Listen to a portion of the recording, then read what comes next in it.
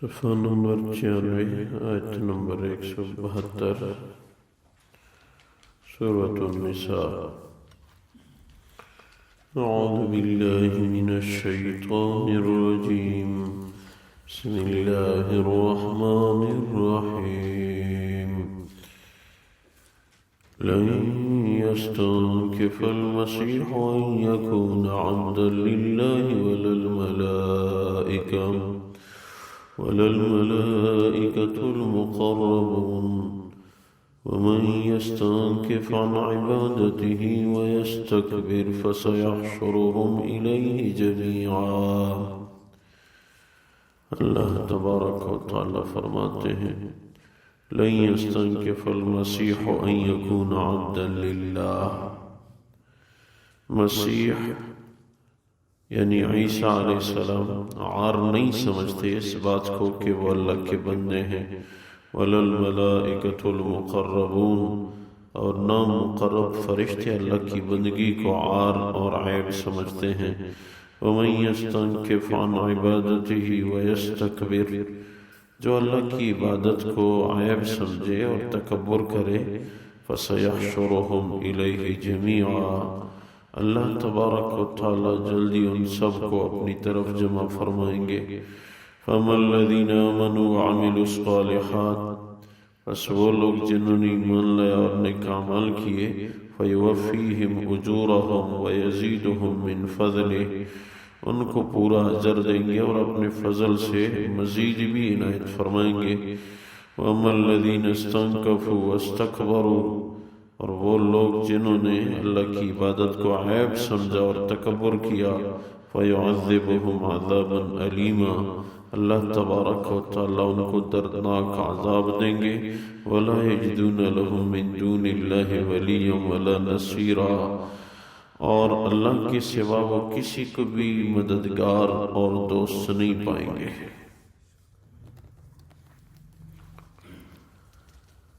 اللہ تبارک و تعالی نے یہ پہلی آیت ایک خاص موقع پہ نازل فرمائی۔ نجران اس زمانے میں عیسائیوں کا ایک علاقہ تھا، آج بھی سعودی عرب میں نجران کے نام سے ایک بہت بڑا علاقہ آباد ہے۔ نجران سے کچھ عیسائی آئے حضور اقدس صلی اللہ علیہ وسلم کی مبارک ذات کی ملاقات کے لیے، تو انہوں نے کہا کہ آپ ہمارے آقا صلی اللہ علیہ وسلم کے متعلق کیا رائے رکھتے ہو؟ حضور اقدس صلی اللہ علیہ وسلم کی مبارک ذات نے ارشاد فرمایا کہ عیسیٰ علیہ السلام کا اگر پوچھتے ہو تو وہ تو اللہ کے بندے اور رسول ہیں۔ تو انہوں نے کہا کہ یہ آپ ہمارے آقا کے حق میں عیب جوئی کرتے ہیں۔ حضور اقدس صلی اللہ علیہ وسلم کی مبارک ذات پہ یہ آیت نازل ہوئی کہ عیسیٰ علیہ السلام اللہ کی بندگی کو عیب نہیں سمجھتے، وہ اللہ کے بندے ہیں، اللہ کے رسول ہیں، اور نہ فرشتے اللہ کی بندگی کو عیب سمجھتے ہیں۔ جو لوگ اللہ کی بندگی کو عیب سمجھیں اور تکبر کریں تو اللہ ان سب کو جمع فرمائیں گے، جو نیک ہوں ان کو اجر عنایت فرمائیں گے، اور جو برے ہوں ان کو عذاب دیں گے۔ اور کیا جائے تو واقعی اللہ تبارک و تعالی تمام انسانیت کو جمع فرمائیں گے۔ قیامت میں سب کا اجتماع ہوگا، پھر دونوں راستے، جس نے گناہوں کا ارتکاب کیا دوزخ، جنہوں نے نیکی والا راستے اختیار کیا تو جنت۔ اللہ کی بندگی یہ ہمارے لیے فخر اور امتیاز کی بات ہے، یہ عیب نہیں ہے، یہ صفت ہے۔ اور اللہ کی بندگی کو عیب سمجھنا یہ تو بہت بڑا جرم ہے۔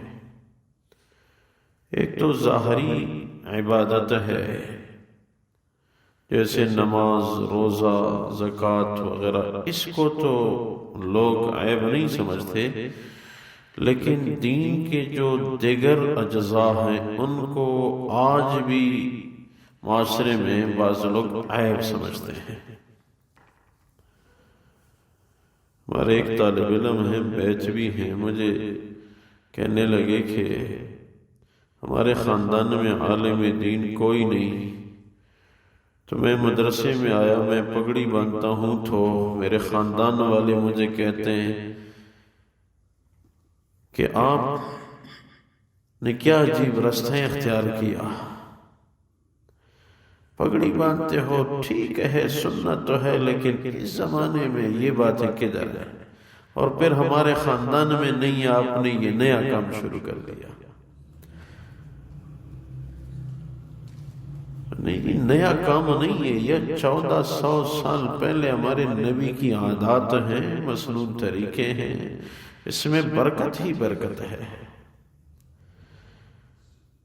کم سے کم مسلمان اپنے دین کو دین سمجھے۔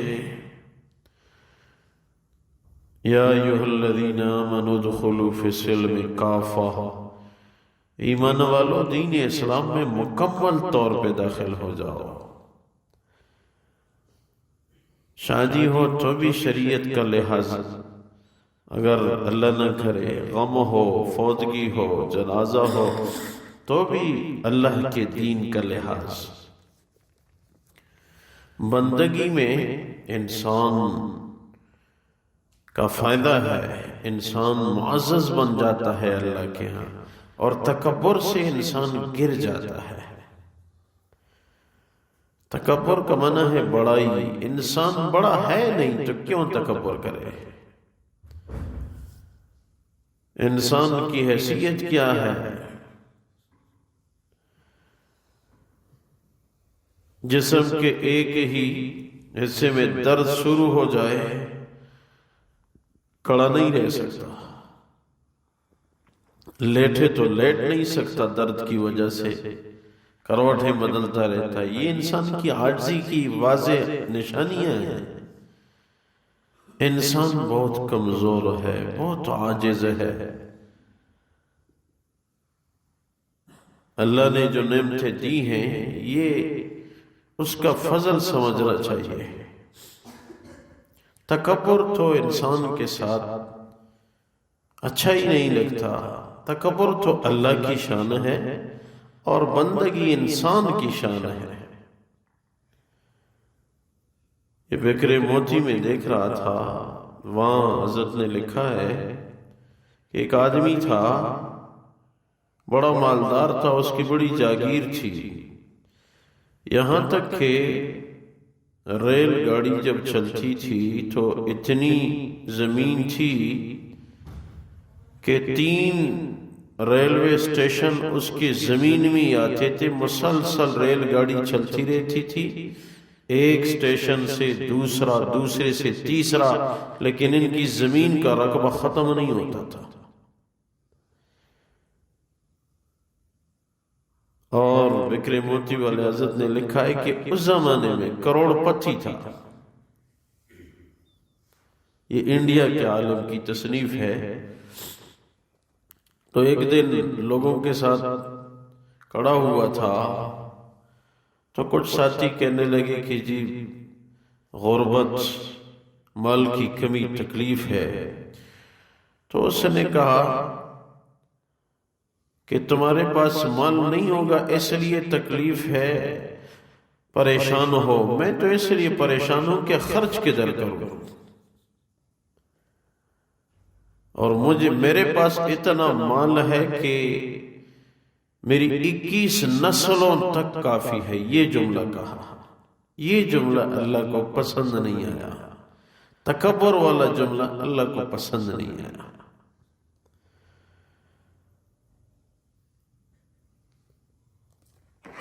تو لکھتے ہیں کہ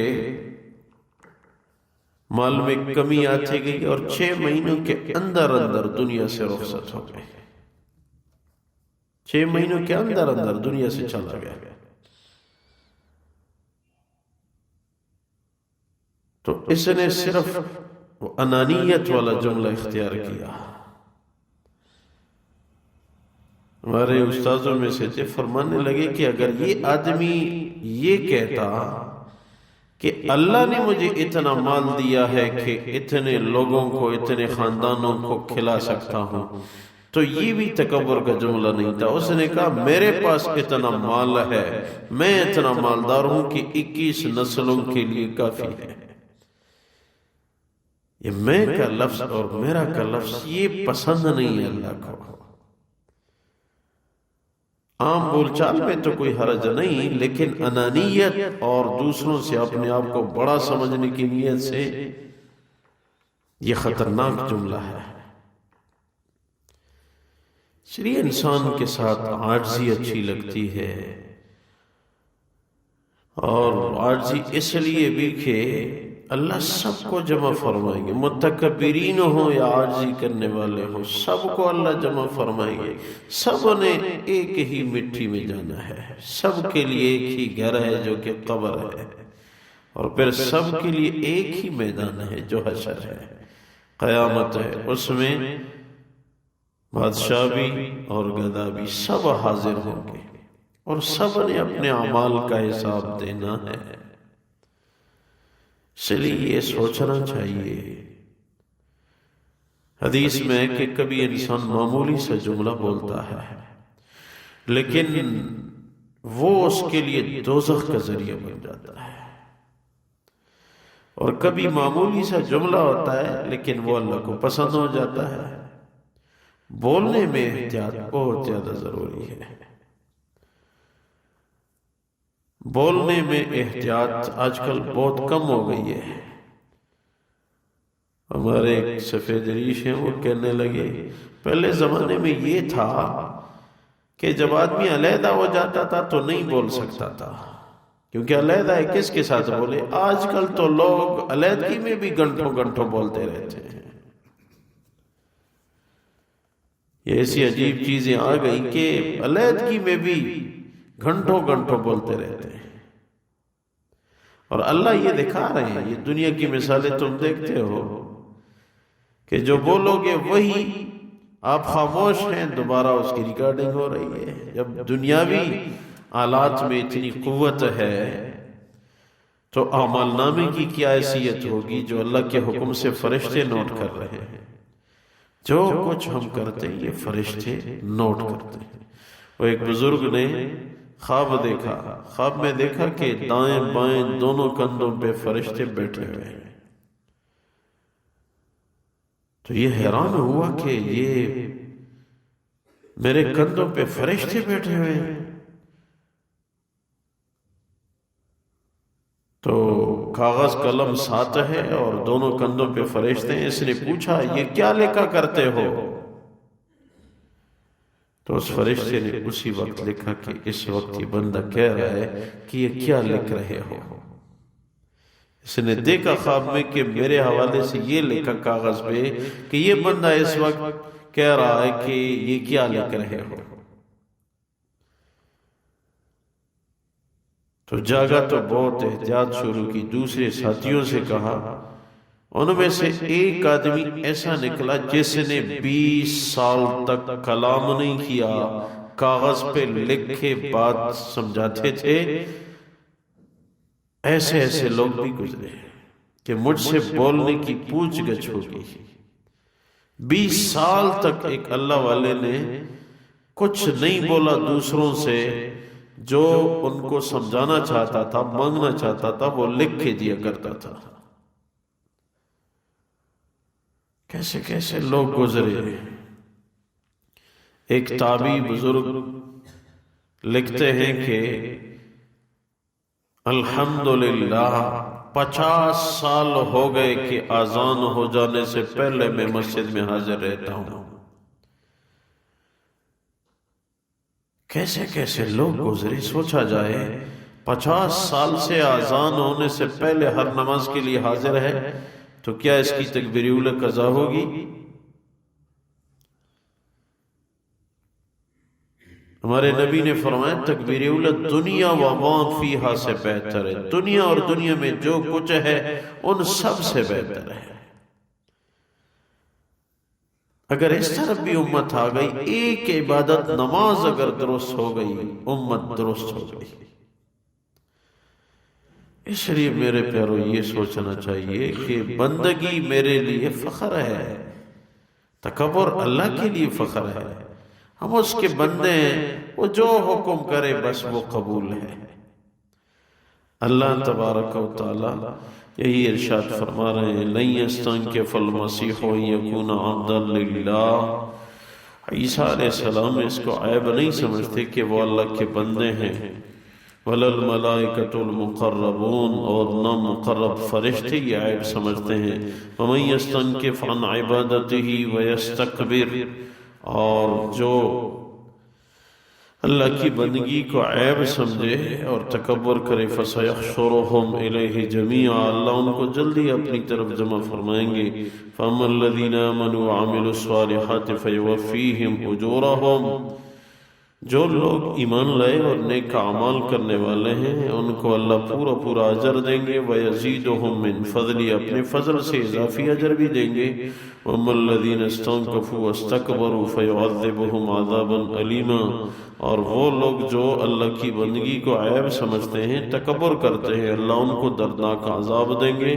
وَلَا يَجِدُونَ لَهُم مِّن دُونِ اللَّهِ وَلِيًّا وَلَا نَصِيرًا، اور وہ لوگ اللہ کے سوا کسی کو دوست اور مددگار نہیں پائیں گے۔ اللہ اپنی بارگاہ میں قبول فرما، خلوص الہیت نصیب فرما۔ اے اللہ عاجزی والی عبادت والی زندگی نصیب فرما، برکتوں کا نزول فرما، ہم سب کو نیک دیندار بنا، ہم سب کی جائز حاجات پوری فرما۔ اے اللہ ہمارے جوانوں کو نیک بنا، اپنا تعلق نصیب فرما، عبادت کی توفیق عنایت فرما۔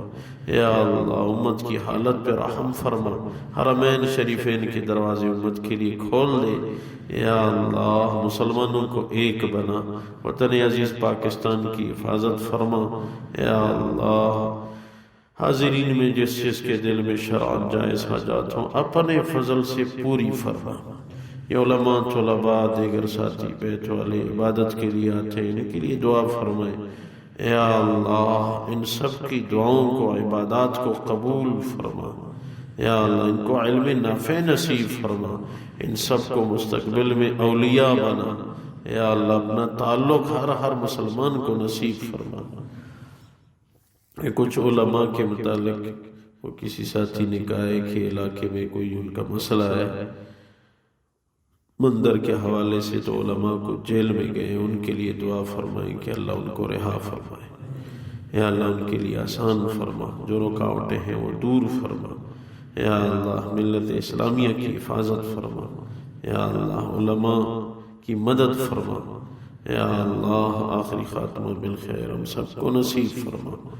وَأُفَوِّضُ أَمْرِي إِلَى اللَّهِ إِنَّ اللَّهَ بَصِيرٌ بِالْعِبَادِ بِرَحْمَتِكَ وَكَرَمِكَ يَا أَرْحَمَ الراحمين۔